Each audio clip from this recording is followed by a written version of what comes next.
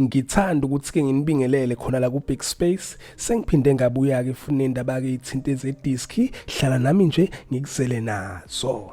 So babukeli-ke sibheke kuJune and kuJune-ke kuzobe-ke kuvulwe iwindi, kuzobe-ke kuthengwa abadlali, amanye ama-team badayisa abadlali and abanye-ke bazobe bephelelwa ngama-contracts. And kulonyaka-ke sine World Cup ngawo-ke lapha uJune, kodwa-ke iwindi phela aliphazamiseki. And ziningi-ke iy'ndaba-ke ey'velayo right now ey'thinta-ke zama-transfer, ey'thinta-ke nje ama-team alapha kwi-PSL. And zolokhu ngibhizi-ke ngibuye njalo nje ngizokutshela ngikubikela njengoba-ke sibheke kulona-ke iwindi la ngoJune. Namhlanje ngiphethe-ke nje indaba la ethinta-ke umdlali we-Golden Arrows, yena-ke uNdlovu nayo-ke lapha i-Kaizer Chiefs.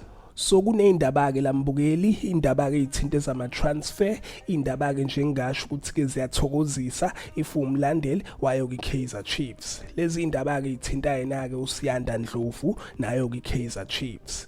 Kuvela-ke la ukuthi-ke i-Kaizer Chiefs isi-submit-ke i-offer kuyona-ke i-Golden Arrows for yena-ke uSiyanda Ndlovu. Baveza khona ukuthi-ke i-Kaizer Chiefs le offer isubmit kulona-ke leli viki esikulona kuyo-ke lapha i-Golden Arrows. Abawavezanga ama-details amaningi mayelana ne-offer esubmithwe yona-ke i-Kaizer Chiefs kuyo-ke i-Golden Arrows. So zinjalo-ke mbukeli, indaba-ke nje lezi ey'vezwe ngamasource athembakele mayelana nayo-ke i-Kaizer Chiefs ekusubmitheni i-offer kuyo i-Golden Arrows. Babeke sebeveza la ukuthi-ke iy'ngxoxo zisaqhubeka between yona-ke Arrows nayo-ke i-Kaizer Chiefs, and i-Chiefs isalinde futhi nanayo-ke i-decision yayo-ke Arrows mayelana naye-ke lapha uSiyanda Ndlovu. And-ke uSiyanda Ndlovu sike sabona-ke babukela ukuthi-ke maningi-ke ama-team okuye kwa-reportwa kwavela ukuthi kayamfuna, kodwa-ke asazi ukuthi-ke bazogcina-ke bechoose liphi,